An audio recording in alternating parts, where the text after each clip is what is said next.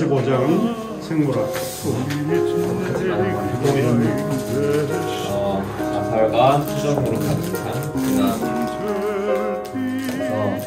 일단 다윈의 그 종이 기원은 진화의 가설을 제언했습니다. 그래서 그것은 시간의 흐름에 따라 종이 분화한다는 가설입니다. 그래서 분화란 그 세포 분화처럼 이렇게 세포가 분열한다는 그런 뜻을 종도 같이 분열한다라고 나타내고 있고요. 또 생물 분류표를 발표한 칼폰 림네는 그 생물 분류표는 형태만을 가지고 동물과 식물을 분류한 것인데 그 다윈 시대뿐 아니라 지금 과학이 발달 현재도 그것을 좀 사용하고 있습니다. 그래서 이것은 좀 뭐랄까 신뢰할 만할 수가 없는 것을 좀 이 책에서는 나타내고 있고요. 또 애초에 그 종의 분류를 발표했을 때는 그런 유전 정보가 많이 발달하지 않은 시대였기 때문에 염기서열 분석과 그런 유전자 서열을 분석하는 것에 대한 부족함을 많이 단점으로 꼽고 있습니다. 그래서 사실은 그런 진화론이 탄생한 개념은 그 유전자나 염색차 개념을 전혀 모르던 그런 때 이렇게 진화론이 탄생하게 됐고요. 그래서 이 책에서는 그 만약에 유전 그런 정보들을 먼저 알았더라면 진화론 자체가 탄생하지 않았을 것이다 라고 해서 사실 이 사람은 진화론을 반대하고 있습니다. 여기에서 그 진화론에 대한 그 주장을 하는 것이 지층을 그 토대로 한 그 지구의 나이를 계산하는 방법인데요. 그것이 지층이 그냥 일정한 속도로 퇴적되어 형성되었을 것으로 가정하여서 그 지층의 두께에 따라 연대를 배정하였습니다. 저도 옛날에는 사실 이것으로 지구 나이를 좀 계산할 수 있다고 좀 배웠던 것 같은데, 근데 그래서 그 고생대, 중생대, 신생대로 나눴고 그 지층을 토대로 지구의 나이를 수십억 년으로 간주했습니다. 하지만 다른 지구의 나이를 분석하는 다른 방법 중에 하나는 동위 원소를 활용하는 것인데요. 동위 원소는 그 원소 중에 그 양성자와 그 중성자가 일정한 중성 원소를 뜻하고, 그래서 그것으로 계산하는 방법이 그 168페이지 아래에 나와 있는데, 이것은 좀 분석을 잘 못해서 패스하겠습니다. 그래서 지층 두께로 계산하는 방법은 두께가 모든 장소마다 다르고 또 화석의 분포가 역전되어서 나타나는 경우가 많아서 근거로 삼기에는 좀 부실한 것이 있습니다. 그래서 가장 좋은 방법은 그 동위 원소로 측정하는 것이라고 나옵니다. 하지만 그 진화론자들은 이것을 당연히 반대하겠죠. 왜냐하면 동위 원소를 측정하면은 사실은 그 지구 연대가 만년 이하로 측정되는데, 그것을 당연히 그것을 따지면 진화론이 박탈된다고 생각하기에 당연히 반대할 수밖에 없을 것입니다. 그래서 생명의 기원과 우주의 탄생을 연계시키려는 진화론자들의 노력은 그 빅뱅 대폭발로 생긴 무기물로부터 유기물이 만들어지고 유기물로부터 생명체가 만들어졌다는 가설을 세웁니다. 여기에서 유기물과 무기물의 차이점은 그 탄소의 성성을 가지고 나뉘는데요. 물론 무기물의 탄소를 가지고 있는 경우도 있지만, 여기 진화론자들은 그 빅뱅 처음에는 무기물이 있었는데 그것이 이렇게 그러니까 종이 분화함으로 유기물이 되고, 유기물이 진화해서 사실은 인간이 됐다 이렇게 말하고 있는 것입니다. 하지만 인간의 세포는 유기물과 무기물로만 그런 설명될 수가 없는 것이란 복잡한 구조물로 이렇게 형성되어 있다는 것을 많이 아실 텐데요. 그래서 유기물, 무기물뿐만이 아니라 단백질은 효소, 그래서 아미노산 그런 도움도 많이 필요하다는 것을 깨닫게 됩니다. 네, 여기까지 하겠습니다. 감사합니다. 질문. 방향어 치고는 되게 잘한 것 같아요. 천천히. 어려우네. 아 근데 이게 내 그거 뭐였지 전공이었거든. 그래요? 근데 다 까먹었어. 이제 좀 됐으니까 저희가 다 배웠던 거.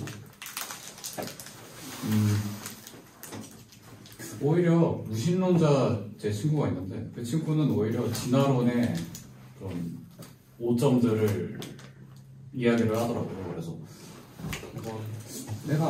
나는 오히려 진화론이 더 맞다고 생각하는 그런 생각이 있어요. 물론 전 진화론자는 아니거든요. 근데 진화론과 창조론 중에서 무엇이 더 맞을까 이렇게 고민을 하고 있는 상태인데 진화론적으로 약간 좀 기운 이런 상태거든요. 그래서 진화론자들이 이 글을 읽고서 이 글은 잘못됐다라고 말을 할 때 어떻게 반박을 하실 건가요? 저는 사실은 진화론을 믿는 가장 큰 이유는 교육 방식이 있다고 생각해요. 왜냐하면 뭐 초등학교나 중학교나 그런 뭔가 뇌가 발달하고 있을 시기에 학교에서 그렇게 가르치고 하니까 사실은 당연히 그것을 믿을 수밖에 없다는 전제하에서 이렇게 자신만의 그런 확고한 그런 스타일이 나온 것 같은데 사실은 그것을 봤을 때 과연 내가 진화론에 대해서 정말 깊게 파봤나? 이렇게 깊게 들어가면서 정말 그것을 무슨 근거로 그렇게 말하고 있는지 그러니까 연구라고 하죠. 그런 것들이 과연 내가 정말 그것을 증거로 채택하기까지 과연 타당한가라는 그런 분석을 했을 때 사실 이 책에서는 많은 것들이 거짓으로 나왔다고 말하고 있거든요. 예를 들어서 일단 아까 말했듯이 종의 분류 항으로 유전 정보가 아예 발달하지 않은 시기에 그렇게 나온 것도 있고 또한 여러 그런 진화론에서 근거하고 있는 것들이 사실 거짓으로 판별돼서 사실 거기에서 증거로 채택하지 못하는 것을 위하여 또 다른 이론을 만들고 살짝 이런 식으로 발달되었다고 이 책에서는 말하고 있어요. 그래서 사실은 그런 것들이 어떻게 보면은 우리가 믿고 있는 그런 일반 사람들이 믿고 있는 진화론이 과연 내가 믿는 것인지 아니면은 정말 그런 교육의 방식에서 내가 이렇게 학교에서 말하고 있기 때문에 믿는 것인지 그것은 뭐 자신만의 문제라고 생각해요. 근데 저는 그래서 사실은 과연 내가 그 진화론을 믿고 있다면 정말 그것을 내가 스스로 그것을 디펜딩하고 내가 그거를 어떻게 나의 것을 받아들였는지로 봤을 때 사실은 대부분의 사람들이 그냥 학교에서 가르치기 때문에 그다음 저 말이 뭔가 맞는 것이기 때문에 내가 진화를 믿는다 이렇게 말하고 있잖아요. 근데 이 책에서 말하다시피 정말 그것을 분석해보면은 사실은 그러니까 완전하지 않은 주장들로 가득 찬 것뿐이고 사실은 그래서 이 책에서는 그래서 창조론을 믿어라 라고 하기보다는 그런 진화론에 대한 단점들을 많이 말하고 있는 거예요. 왜 진화론이 정말 완전하지 못한 것인지 26페이지에서 증거에서 많이 나올 것 같은데 그래서 26 파트에서 그런 증거에 대해서 많이 다룰 것 같은데 그래서 저는 그렇게 생각해요. 그 친구분이 과연 얼마나 그 진화론에 대해서 파봤는지 물론 저도 생각하기로는 물론 창조론을 믿는다고 해서 믿는 것도 있지만 그것을 내가 얼마나 진화를 얼마나 부실한지 아는 것도 저는 중요하다 생각해요. 이성적으로는 사실은 만약에 그런 믿음이 없다고 가정하면 분석하는 것도 나쁘지 않다. 정말 그 끝까지 깊게까지 깊게 가다 보면은 그런 부실한 점이 많이 나타날 것이고 그게 어떻게 보면 좀 창조론으로 그런 깊은 연구가 창조로 이루어지지 않을까 좀 알겠습니다. 그 일단 유전 법칙하고 진화론의 차이를 좀 우리한테 설명을 해주고 그 다음에 이제 이 저자가 유전의 법칙을 미리 알았다면 진화론은 수용되기 어려웠을 거다. 이제 그 이유에 대해서 이분들에게 첫 번째 질문은 좀 자세하게는 잘 모르긴 하지만 일단은 진화론은 일단 빅뱅 대폭발로 시작됐잖아요. 그래서 빅뱅 대폭발로 무기물 그러니까 탄소가 없는 성분이 생겼고 그래서 그 무기물이 이렇게 분화하면서 유기물이 되었고 유기물이 계속해서 진화하면서 사실은 그런 생명체가 되었다는 그런 과정인데 일단 그런 과정이고 근데 그런 과정 속에서 당연히 그런 DNA나 그런 염기 분석 같은 거는 이렇게 대입이 안 됐죠. 왜냐면 그때 당시에는 아예 몰랐으니까. 근데 그 유전 뭐라고 하셨죠? 유전 법칙. 유전 법칙. 멘델의 유전 법칙. 유전 법칙은 그 학교에서 그 유전 그 서열 있잖아요. 염기 서열 같이 막 그런 것들이 사실은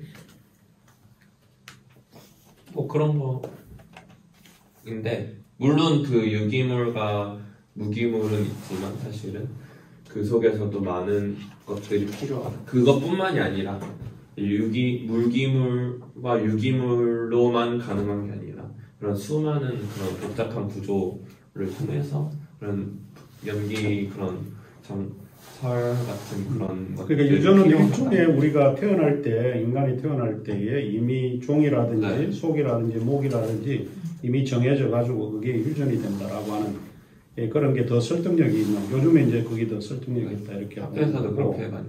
진화는 주변의 환경이나 이런 거에서 좀 변화된다라고 하는 그런 거 퇴행되고는 퇴행되고 그런 거가 존재하니까 그러니까 우리가 유전이 더 믿을 수 있다라고 하는 거를 이야기를 한 것 같아요.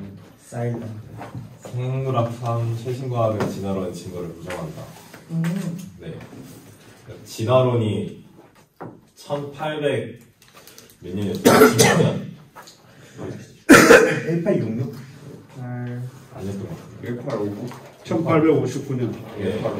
그때 막 유전자에 대해서 잘 모르고 나왔던 얘기가 진화론이었잖아요. 형태를 보고. 네. 진화론 자체를 진화론을 주장하는 사람들은 형이상학적 믿음을 과학적 사실로 둔갑시켜서 근거 삼는다, 주장을 근거 삼는다 얘기하던데 그러니까 과학적인 분석이나 유전자에 대해서 이런 게 아니라 그냥 그저 사고로 생각만으로 보이는 대로만 이렇게 해서 나온 믿음을 사실로 믿는다 라고 주장한다고 얘기를 하고요. 그리고 나온 화석들의 증거나 이제 진화론을 변증하기 위해서 나오는 후반대의 증거들도 다 거짓이라고 얘기를 하는데 그 린네가 그 진화론 원숭이에서 인간으로 진화할 때 아닌가? 잠깐만요. 동물들을 다 나눌 때 형태에 따라 나왔다 했잖아요. 그리고 이 동물에서 이 형태를 어떻게 넘어갈 수 있냐에 대한 거를 잠깐만 말이 꼬였네.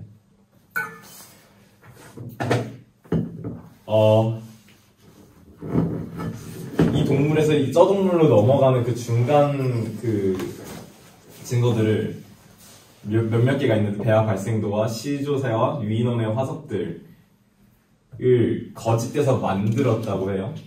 해켈이. 근데 이거 다 거짓말인 게 들통나서 진화론은 가짜다라고 얘기를 하고 있고 신다윈주의의 단속평행 이론은 단시간에 급격하게 진화를 한 돌연변이들에 대해서 얘기를 하는데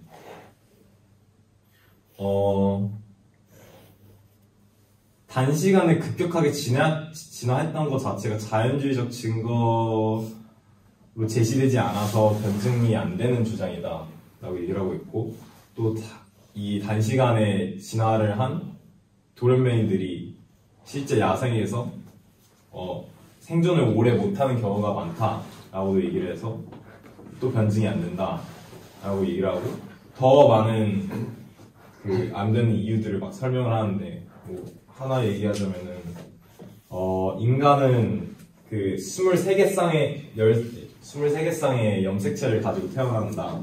뭐 22개의 상염색체와 하나의 그 성염색체, 그래서 총 23개의 염색체인데, 원숭이들은, 일반 원숭이는 21쌍의 염색체를 가지고 태어나고, 뭐 좀 큰 원숭이들, 고릴라, 오랑우탄 같은 애들은 24쌍의 염색체를 가지고 태어나는데, 그럼 아예 이 쌍의 숫자부터가 다른데 어떻게 원숭이에서 인간으로 진화를 했다는 거가 말이 되냐? 안 된다라고 이렇게 증거를 하고 있어요. 네. 그러면 이렇게 주장이 제대로 되지도 않고 근거 자체도 부실한 진화론을 왜 이렇게 강조하냐에 대해서 이렇게 질문을 하는데, 진화론 카르텔 때문이라고 얘기해요. 카르텔, 조직. 창조론이나 직접 설계론을 배제하고 억압하는 주장의 단체가 진화론 카르텔이고, 왜 진화론 논리를 강화하려는 것인가? 중세시대 종교에서 그 지배를 당했을 때 과학을 이용해서 영역 주권을 회복했기 때문에 그 영역 주권을 다시 회복한 것이 진화론이었고, 거기서부터 영역 주권도 없고 형이상학적 영역까지 지배하려고 한다. 신학, 철학, 윤리학을 이 과학이 진화론을 이용해서 지배하려고 한다. 이것조차. 그래서 강화하려고 하고, 두 번째로는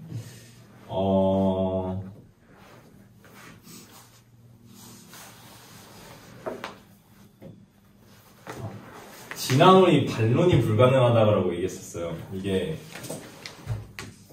진화론은 여기 진화론 측에서는 변증하자면은 자기들이 갖고 있는 아이디어에서 반박을 해야 된다 이거 같거든요. 그러니까 외부를 이용해서, 그러니까 다른 거를 이용해서 변증이 가능한 게 아니라, 진화론을 주장하는 사람들은 진화론만을 이용해서 주장이 가능하기 때문에 그게 변증이 불가능하다라고 얘기하는데, 순환 논증이라고 했나? 그런 거예요. 근데 이게 어떻게 성립이 됐냐에 대해서 볼 때, 그 고급 저널 심사위원들 중에 또 이 진화론 카르텔 인원이기 때문에 그냥 프리패스처럼 되는 경우가 많았다. 과학 엘리트의 90% 이상이 진화론자이었다. 그래서 진화론이기 때문에 그냥 변증도 불가능하다는 것도 그 사람들도 아는가 싶은, 그래서 패스를 시켰다. 그래서 왜 이랬냐면은 지식을 통해서 쟁취한 권력을 놓지 않으려고 하기 위해서, 네, 라고 얘기를 해요. 마지막은 진화론은 하나님이 창조하신 이거의 모순이기 때문에 우리는 진화론을 믿어서 안 된다 라고 얘기를 하면서 책은 끝납니다. 네. 현명이한테 했던 질문이랑 어느 정도 비슷한 질문인데, 제가 이런 생각을 가지고 있거든요. 진화론자들이 진화의 증거를 가져오면, 그러니까 이 책의 내용과 반대되는 증거를 가져오면 제가 밀리게 돼요. 그러니까 아직 그런 얘기는 많이 안 해봤지만, 지금 학계의 주류 의견은 진화론이고 창조론은 그거에 비해 확실히 밀리고 있기 때문에, 그러니까 저번 주에 끝맺음 하면서 했던 말과도 비슷한데, 그런 진화론자들이 이 책을 반박을 했을 때 현명이한테도 질문과 같이 어떻게 반박을 하실 거예요? 저도 약간 그런 거에 있을 때 어떻게 반박해야 되지? 이런 고민이 있어요. 진화론에 대해서 반박할 때. 아니, 진화론이 맞다고 창조론을 공격할 때 창조를 비판할 때 어떻게 반박을 하시고 이 책의 내용 예를 들어 예시를 제가 말씀드리자면 원시리 오스트랄로피테쿠스부터 들어봤죠? 네네네. 그로부터 뭐 호모 에렉투스나 네안데르탈 이런 되게 현생인류 그런 원시리 그러니까 얘네 뭐 호모 에렉투스나 뭐 네안데르탈이 이 얘네들은 현생인류랑 별 차이점이 없다라고 진화론자들은 말을 해요. 그래서 이거를 가지고 왔을 때 내가 어떻게 반박을 해야 되지? 제가 생각했을 때는 이미 진화론을 반박하는 근거들이 되게 많다고 생각을 하거든요. 이거에 대해 어떻게 반박을 하실 거예요? 그러니까 현생인류를 들고 그러니까 오스트랄로피테쿠스부터 여기 네. 네안데르탈이 그리고 우리 호모 사피엔스까지 네. 현생인류를 이렇게 진화해왔다. 일단 원시- 화석이 부족하다. 화석이 부족하다. 그러니까 이 원숭이에서 인간으로 네. 변환을 하고 있는 그 돌연변이의 상태의 화석이 없다가 일단 있잖아요. 없잖아요, 화석이. 거기서부터 뭐 얘기를 할 수도 있겠고. 그리고 이때 진화론이 처음 형성된 것은 형태만으로와 이제 사고만을 통해서 나온 거지. 막 이 원숭이들의 유전자를 보고 인간의 유전자를 보고 이렇게 비교를 하지 않았다. 현대 시대에 와서 봐보니까 염색체의 쌍부터 수가 다르다. 그래서 그렇지만 그 진화론자들은 그 원시인류를 말할 때 그 원숭이나 아니면 이런 유인원들이랑 그 원시인류는 확실히 다르다라고 말을 해요. 그래서 제가 반박을 못 하겠는데 그럼 그거에 대한 어떻게 말씀하실 거예요? 그건 뭐죠? 여기 첫 페이지에 보면은 그 유인원들이 사실은 발견됐는 게 그 화석을 보고서 그렇게 말을 하는 거잖아요. 원숭이에서 유인원에서 인간으로. 근데 여기서 보면은 헤켈의 그런 주장을 했는데 배알 발생도 시조새 유인원의 화석들은 모두 진화론을 뒷받침하기 위해 조작된 증거임을 밝혀졌다.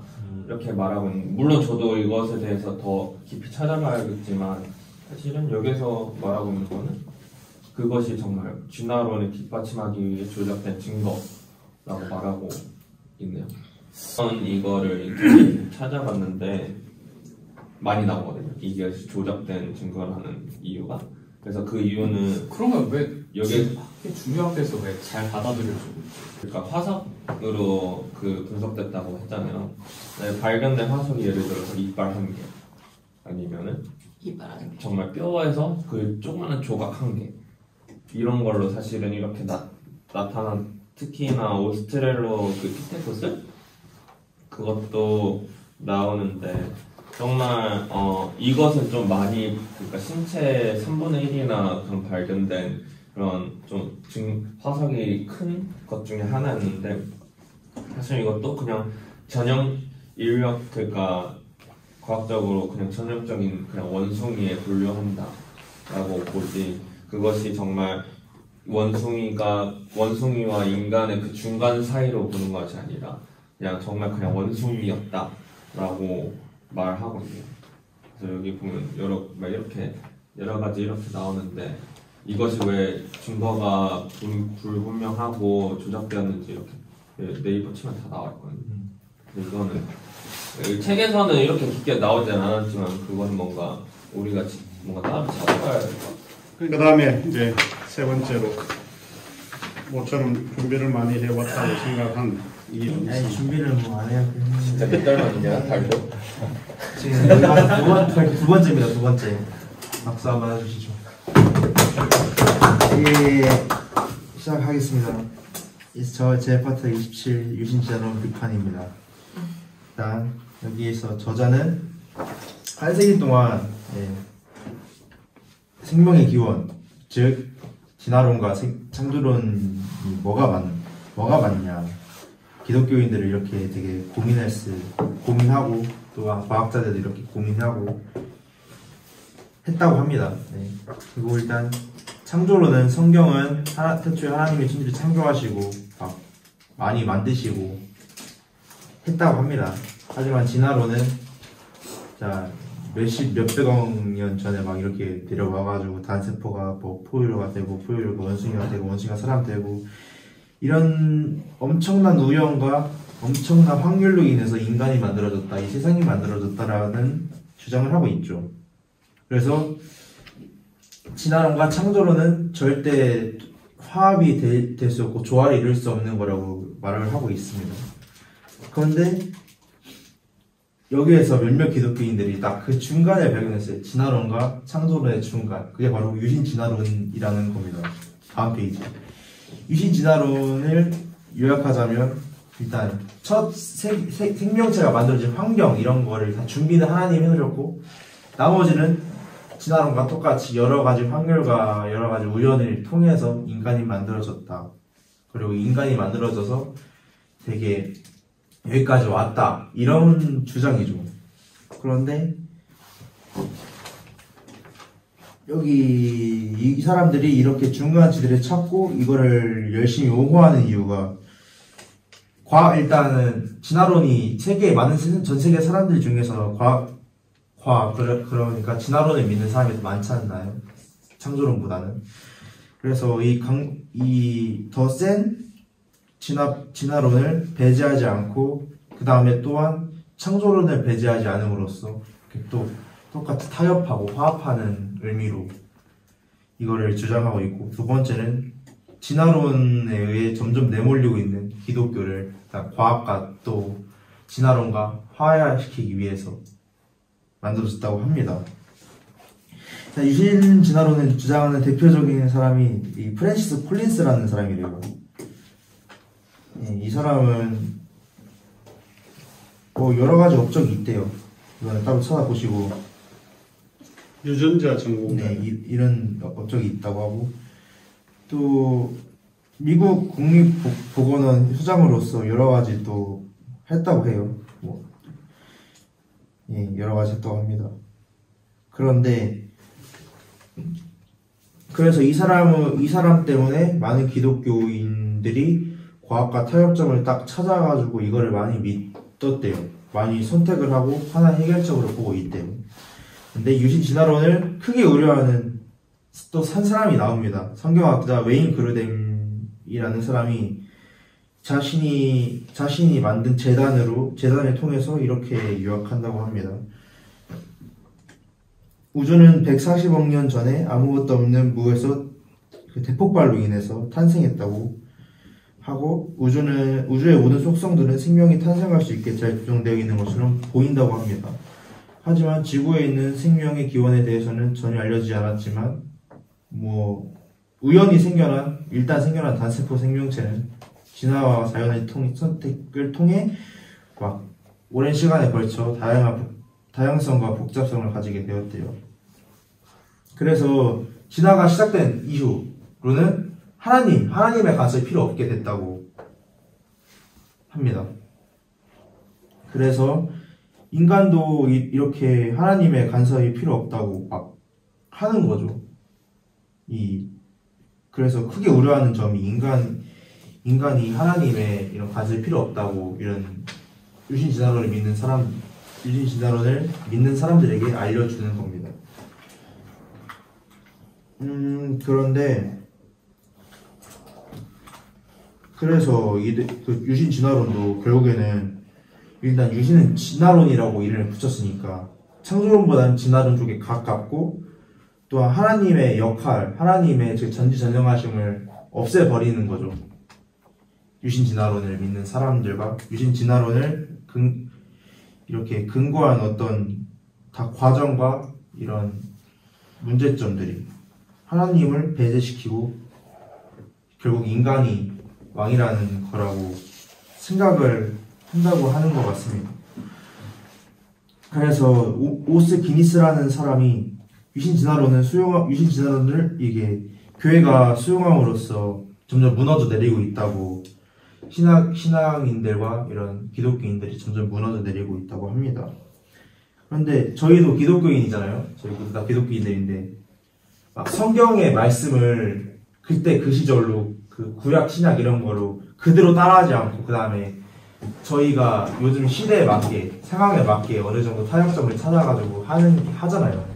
교회에서도 막 11조를 막 돼지 이런 거 잡아가지고 하지 않고 돈을 내듯이 이런 거를 행동 양식을 어떻게 수정하고 수용하지만 그런데 이걸 이 유신 진화론은 그런 게 바뀌는 게 아니라 그냥 본질과 원천이 바뀐다고 하는 거죠. 대체 유신 진화론이 있으면 하나님이 아담을 막 만든 것도 아니고 아담이 선악과를 먹은 것도 막 불분명하고 그래서 예수님이 온다는 것도 막 부정할 수도 있잖아요. 대체 유신 진화론이 하나님이 그냥 환경을 만들어 놓고 나머지는 다 알아서 아메바가 막 지다하고 막 그런 건데 그러니까 어찌 보면 저희는 죄를 아담이 지어서 예수님이 온다는 사실을 믿고 있는데 왔다는 사실을 믿고 있는데 그게 다 없어진다는 거죠. 유신 진화론을 믿으면. 그래서 저희가 복음의 본질을 이걸 믿으면 복음의 본질도 잊어버리고 저희 기독교의 원천 자체를 무너뜨리는 무너뜨리는 개념이기 때문에 이거를 믿으면 안 된다고, 이거를 수용시키면 안 된다고 되게 우려를 하고 걱정을 하는 것 같습니다. 그래서 데이비드 노에벨이라는 사람이 있대요. 근데 이 사람은 진화론을 너무 많이 믿는 사람, 확신을 가지고 믿는 기독교인이 많아서 창조론을 아예 들으려고 하지를 않는 사람이 많대요. 그런데 진화론은 사실 막 엄청난 우연과 확률을 가장해서 만들어진 거잖아요. 그래서 하지만 이거는 약간 형이상적 믿음일 뿐이래요. 이거는 진화론은 과학은 원래 확실한 걸 따져야 되는데 막 엄청난 확률과 우연을 가지고 가장해서 이렇게 진화론이 만들어졌다고 하잖아요. 그래서 이거는 명백한 것이 아니라 형이상적인 믿음이라고 표현을 하고 있습니다. 그래서 저희도 요즘 기독교인들도 되게 세상과 타협을 많이 하고 자신의 하나님 예수님을 따라가려고 하는데도 많은 세상의 것도 같이 가지고 가고 싶고 하는 게 이런 사람인데 그러면 안 되고 오직 하나님 예수님을 바라보면서 살아야 되는 게 맞지 않나 생각합니다. 이상입니다. 오늘 그래도 준비 좀 했습니다. 제가 질문 달래요. 또 의견 질문 있을 것 같아요. 저 있는데 한 사람한테 먼저 넘길게요. 젊은이. 먼저 하셔도 됩니다. 알았어, 내가 할게. 사실 제가 진화론을 믿기보다는 유신론적 진화론을 믿었었거든요. 그래서 그래서 뭔가 하나님도 인정하면서 진화론도 인정하면 딱 맞지 않을까 싶어서 했는데 지금 이 저자의 글을 읽으니까 이런 점도 있구나. 사실 엄청 깊게 파고 그런 게 아니었거든요. 그러면 유신론적 진화론은 이슬람의 알라와 같이 하나님이 유니신이 이 세상을 창조했지만 인간과 이 모든 생명을 창조했지만 이 세상에는 관여하지 않고 심판 때만 이 사람이 지옥에 갈지 천국에 갈지 그것만 결정한다. 그것도 아니고 그것도 아니에요. 그냥 어떤 거예요? 이 환경을 생명체가 만들어진 환경만 조성해놓고 나머지는 그냥 인간도 창조한 게 아니라 그냥 다 그때부터는 다 진화로 여기까지 온 게 다 진화. 모든 환경이 다 그냥 인간이 하는 거. 간단하게 이야기하면 하나님이 네. 그 생명체를 창조하셨어. 그거는 인정하는 거야. 근데 이 진화의 과정도 하나님이 창조했다는 거야. 그러니까 이 진화론이 주장하는 그 창조 과정을 하나님이 계획을 하시고 그렇게 발전하도록 하셨다. 이게 유신 진화론이야. 근데 그건 너무 성경에 위배되는. 네. 그렇지, 위배되지. 그렇죠. 유신 진화론은 그러면 심판을 믿어요. 심판을 안 믿지. 진화론이기 때문에. 박수 한번 해줘야 될 것 같아. 수고했어. 이걸 노린 거였어? 자, 여기까지 하고, 그 다음에 마지막으로 언제? 저 데이 28 심리학 정신과 육체 발표하겠습니다.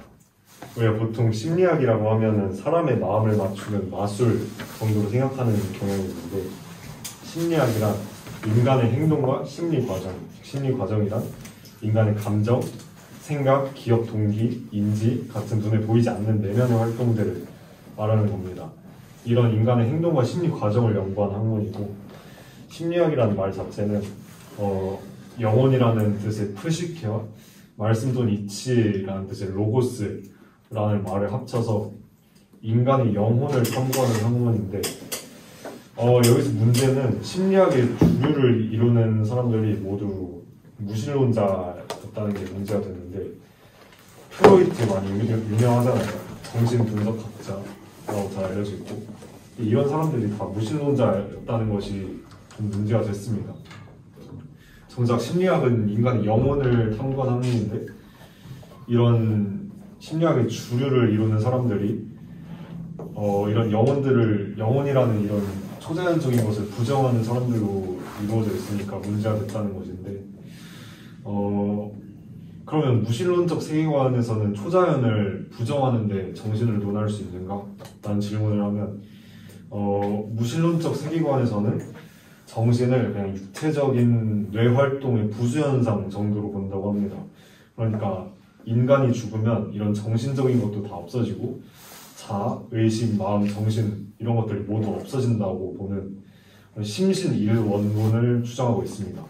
그러니까 신, 마음과 신, 육체가 그냥 하나일 뿐이라는 주장이죠. 그래서 죽음 이후를 걱정할 필요가 없다는 게 무신론자 심리학자들의 주장이고, 근데 뒤에 보니까 모든 무신론적 세계관이 초자연을 부정하는 게 아니더라고요. 또 유교는 무신론적 세계관이라고 하는데 또 귀신이라는 존재를 인정하고 영혼의 존재를 인정하는 걸 보니까 모든 무신론이 초자연을 부정하는 게 아니고 심신이론을 주장하는 그런 게 많다고 봐야 될 것 같습니다. 그러니까 이렇게 유교처럼 무신론적 세계관에서도 영혼의 존재를 인정하는 그런 학문들이 있다시피 앞에 무신론적 세계관은 초자연을 완전히 부정한다고 저자는 이렇게 썼는데, 이런 표현보다는 무신론적 세계관은 그냥 심신 일원론을 주장한다라고 쓰는 게 더 맞는 표현인 것 같습니다. 반대로 기독교와 이슬람교는 심신 이원론을 주장하는데, 인간의 육체와 정신이 따로따로 존재한다는 걸 말하고 있어요.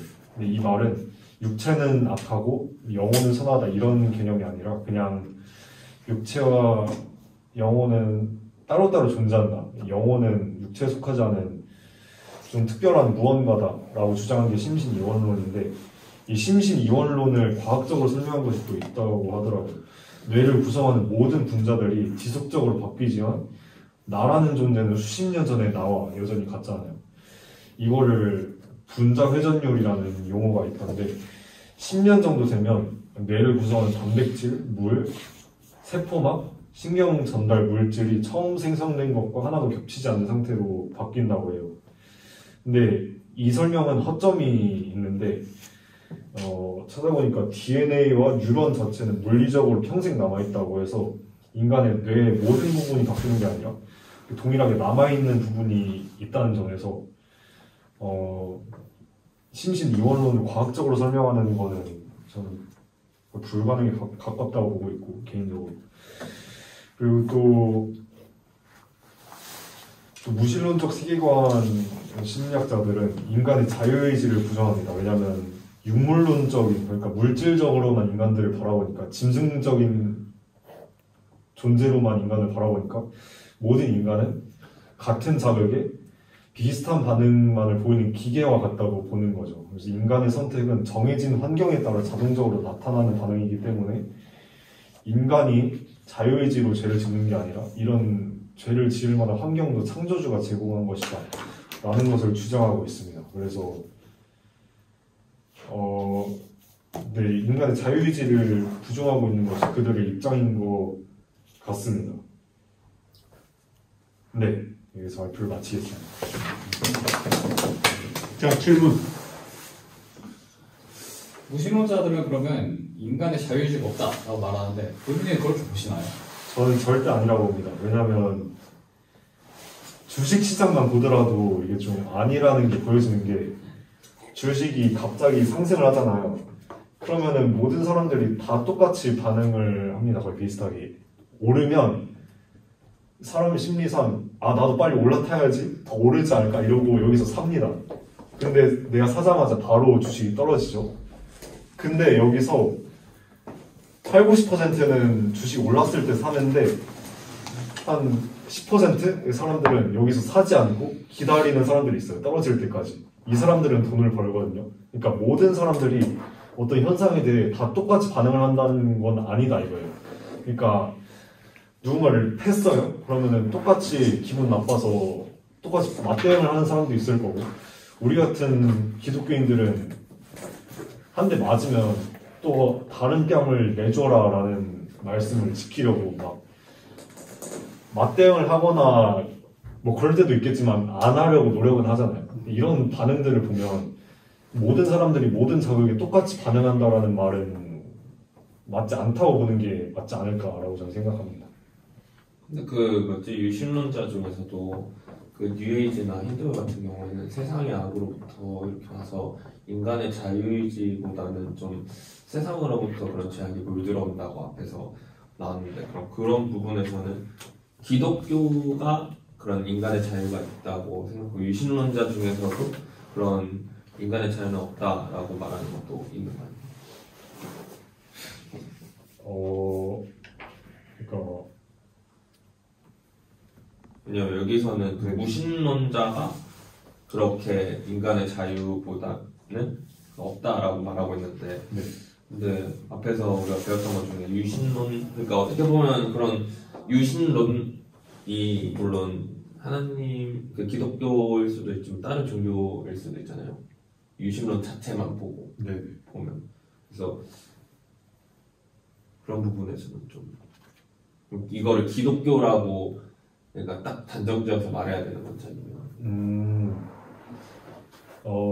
근데 이 책의 저자는 일단 기본적으로는 무신론과 유신론을 좀 구별해주고 있는 것 같아요. 그러니까 영적인 존재를 특별한 것으로 볼 것인지 아니면 그냥 단순히 육체적인 정신 활동의 일부로 볼 것인지를 구별해주고 있는 건데, 단순히 기독교라고 해서 영혼을 특별하게 바라보는 게 아니라 왜냐면 이슬람교에서도 영혼은 특별하게 바라보기 때문에, 그래서 일단 이 책의 저자는 기독교만 영혼을 좀 영적인 세계를 특별하게 바라보는 게 아니라 무신론과 유신론의 입장이 나눠지는데 기독교는 유신론의 입장 중에 하나일 뿐이고 단순히 그냥 이렇게만 나눠놓는 것 같아요. 기독교만이 어떤 특별한 가치를 가지고 있다 이런 얘기를 하는 것이 아니고 그냥 유신론은 모든 네, 이렇게 설명을 해주고 있는 것 같습니다. 그리고 초반에 발표했을 때 영혼에 대해서 초연적인 그런 현상을 비교해서 사실 설명하셨는데, 영혼을 과연 초자연적인 현상으로 바라봐야 하는지 좀 그런 게 궁금해요. 영혼은 그러니까 보통 인간의 정신 활동이다라고 하면 충분히 과학적으로 설명할 수 있는 부분들이 있는데, 내 영혼은 어떤 정신 활동 이상의 어떤 것이잖아요. 그러니까 과학적으로는 설명할 수 없는, 아무리 기독교의 어떤 부분들을 과학적으로 설명할 수 있다 하더라도 이 영혼에 관해서는 과학적으로 설명을 할 수 없잖아요. 전에 제가 유튜브에서 보니까 인간이 죽으면 그 시체가 며칠 지나면 2kg가 갑자기 빠진다. 그게 인간의 영혼이다. 이런 말도 안 되는 영상을 본 적이 있는데, 그건 영혼이 빠진 게 아니라 몸에 있는 기체가 나간 거잖아요. 이런 식으로 과학적으로는 도저히 설명할 수 없는 기독교의 부분이 있다고 봐요. 그 부분이 저는 초자연적인 것이라고 충분히 말할 수 있는 것이 아닌가라고 저는 생각을 합니다. 또 질문. 질문 좀 하세요. 저 교수님께 질문이 있습니다. 네. 그 앞에 그 챕터 맨 처음에 말씀을 보면 하나님 말씀은 살아있고 활력이 있어 좌우의 날선 어떤 검보다도 예리하여 혼과 영과 및 관절과 볼수를 찔러 쪼개기까지 하며 마음의 생각과 뜻을 판단하는 3분석. 마음이랑 생각이랑 뭐가 다른 건가요? 그 이제 영혼 육을 갖다가 구분하기 위한 구절로 이 저자가 이 성경 구절을 언급을 한 것 같아. 이거야. 저자가 왜 심리학 1번에서 정신과 육체를 언급한 근본적인 이유가 뭔지 이게 궁금한 거야. 왜냐하면 심리학이라고 하는 거는 이제 인간의 정신적인 요소를 좀 다루는 거잖아. 심리적인 요소를 다루고 있는데 이분이 이제 하고자 하는 이야기는 도대체 뭘 하고자 하는 게 조금 명확하지 않은 거야. 이분이 이제 이야기하는 거는 핵심적인 요소, 본질적인 요소를 언급하면서 우리에게 뭐를 전달하고자 하는 것보다는 조금 주변적인 요소를 조금 이야기를 하는 거지. 그러니까 이 사람이 걱정하는 거는 심리학을 연구하는 사람들이 대부분 무신론자다 이렇게 이야기를 하는 거지. 그러면서 이분이 이제 근거를 제시하는 것이 스키너의 행동주의 같은 거, 자극과 반응을 통해서 이제 그거는 인간이 하나의 물질적인 요소거든. 유물론적인 생각이기 때문에 인간이 가지고 있는 물질적인 것에 반응해서 이제 심리적인 요인이 나온다. 이제 이런 거를 걱정을 하는 거지. 이제 이분이 무신론적이. 그러면 거꾸로 그러면 심리학을 연구하는 사람들이 유신론 심리학자는 없느니까 왜 굳이 이제 이분이 이런 걸 가지고 조금 이제 주변적인 요소를 가지고 이렇게 글을 쓰는지 그게 좀 궁금하긴 해. 생각을 안 하고 했지. 네, 저자가 이 정신과 육체라는 부분을 심리학 원으로 넣은 이유는 이거 같아요. 그냥 심리학이라는 어떤 학문을 기독교와 어떻게 하면 엮을 수 있을까를 생각해 보다가 기독교에서 심리학이랑 엮을 수 있을 만한 부분은 그래도 인간의 자유의지, 정신 이런 영적인 부분이잖아요. 그래서 이렇게 엮다 보니까 좀 부자연스러운 부분도 있고 좀 주장하는 바도 명확하지 않은 것처럼 보이는 것 같기도 한데 제가 생각하기로는 무신론자들이 주장하는 심리학에서는 그냥 약간 아까 단순히 얘기한 것처럼 그 스키너의 행동주의. 네, 그걸 말하고 있는데 인간의 행동과 인간의 자극과 인간이 받는 자극과 나타낼 수 있는 행동은 거의 1대1에 가깝다라는 얘기를 하고 있는 거잖아요. 근데 기독교에서는 그게 아니다. 하나님께서는 우리에게 충분히 자유의지를 허락해 주셨고 어떤 자극에 대해서 인간이 1대1로 반응하는 것이 아니라 어떤 자극을 받아도 어떤 사람은 이렇게 행동할 수도 있고 어떤 사람은 저렇게 행동할 수도 있고 그런 자유의지를 주셨다라는 그 차이점을 설명하고자 하는 것 같아요. 제가 봤을 때. 오늘 수업은 여기서 마치도록 하겠습니다. 감사합니다.